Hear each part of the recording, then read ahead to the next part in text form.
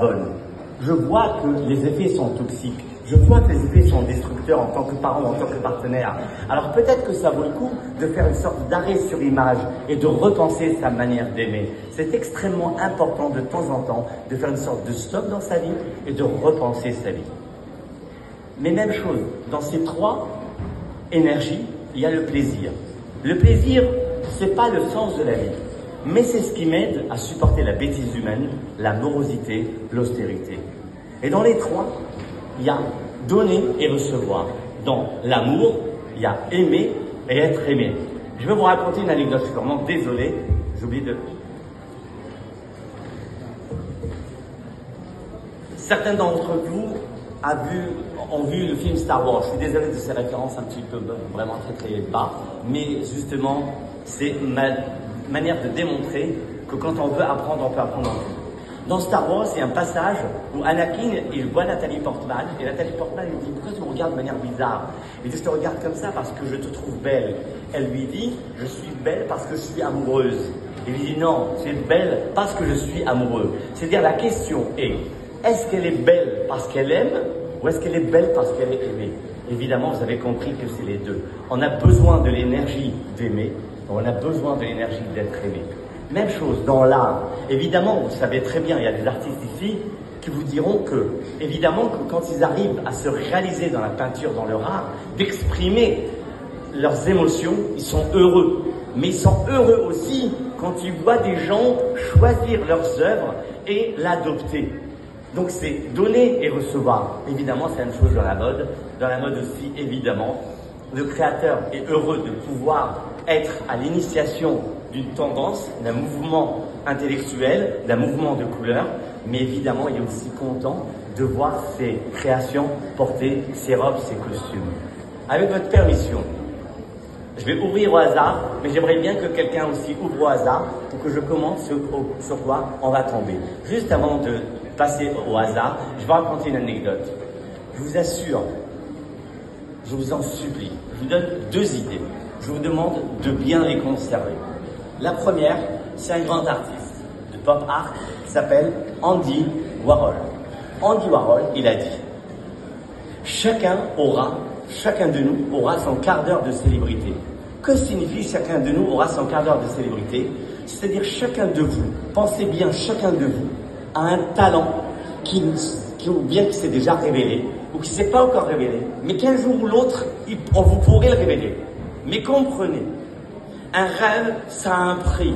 Que ce soit sur le plan professionnel, sur le plan personnel, il y a un prix. Vous ne pouvez pas avoir un rêve, celui de devenir pilote, de devenir guitariste, de devenir peintre, si vous n'êtes pas capable de faire de l'investissement. Vous ne pouvez pas penser à fonder un couple, une famille, si vous n'êtes pas capable de faire des renoncements et des investissements. Chaque rêve a un prix.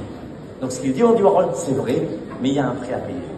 La deuxième notion que je voudrais vous raconter, je vais vous raconter une histoire. Je vous demande de vraiment mémoriser, c'est pas de la théorie. Vous savez, je vous assure, il n'y a pas longtemps, on m'a posé la question, c'est quoi prendre la vie du bon côté? J'ai expliqué que prendre la vie du bon côté, c'est comme une clé dans une serrure.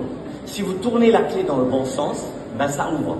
Mais si vous êtes quelqu'un de têtu, que vous voulez absolument ouvrir dans l'autre sens, vous n'allez pas réussir à ouvrir, mais même pire, vous allez casser la clé dans la serrure. Dans la vie, il y a une manière de prendre la vie, de prendre les choses avec bienveillance, avec douceur, et les choses sont fluides. Ou alors, vous prenez les choses avec agressivité, avec malveillance, et alors l'autre il se braque. Il y a une manière de faire. Et je vais vous raconter une histoire, j'espère qu'il va vous marquer. Ça s'appelle l'enfer et le paradis. Un jour, un élève marchait avec son maître. Il lui dit, maître, ça va, vous arrivez à entendre, vous suivez? Un jour, un élève marchait avec son maître. Il dit, maître, s'il vous plaît, c'est quoi l'enfer et c'est quoi le paradis? Il lui dit, l'enfer, c'est une table qui est dressée, 3 bols de soupe, 3 bols de soupe. Chacun devant ce bol de soupe, chacun, il a une soupe délicieuse et chacun, il a une cuillère. Problème de la cuillère, c'est que le poignet de chacun est fixé au bout du manche de la cuillère, ce qui fait que vous n'avez qu'à imaginer la scène, il ne peut pas boire la soupe. C'est-à-dire que l'enfer, c'est pas qu'on lui donne pas à manger, c'est pas qu'on lui donne quelque chose de mauvais à manger, on lui donne quelque chose de délicieux à manger, mais qui n'arrive pas à boire parce que le problème de cette cuillère. Il vous dit que le paradis, il dit le paradis, c'est une table dressée, 3 personnes, 3 bols de soupe, 3 bols de soupe. La même histoire avec la cuillère. Mais moi, je donne à mon voisin et mon voisin me donne. C'est-à-dire, c'est quoi le paradis? C'est pas uniquement déguster une bonne soupe, c'est être capable de déguster une bonne soupe qui m'a été offerte et avoir le plaisir de donner. Mesdames et messieurs, vous avez vu que j'ai exactement la même situation. Mais décliné d'une manière, c'est l'enfer. Décliné d'une autre, c'est le paradis. Je vous assure, je vous mens pas. Ça fait des années que je travaille en tant que thérapeute de couple ou en tant que thérapeute existentiel dans les problèmes de dépression, etc., d'angoisse, etc. Je vous assure que les modifications dans la vie ne sont pas quelque chose de waouh, mais on change 3 fois rien et ça change tout. Donc apprenez à être doux et à être bienveillant. Avant de l'être avec l'autre, soyez-le avec vous-même. S'il vous plaît, est-ce que je peux inviter quelqu'un? Monsieur, s'il vous plaît. Mais s'il vous plaît. Ah voilà. Merci mille fois. Oui, absolument. Voisin et vous deux. Prenez la place de là, parce qu'on n'a qu'une seule page. Pourquoi certaines personnes... Magnifique. Il est tombé.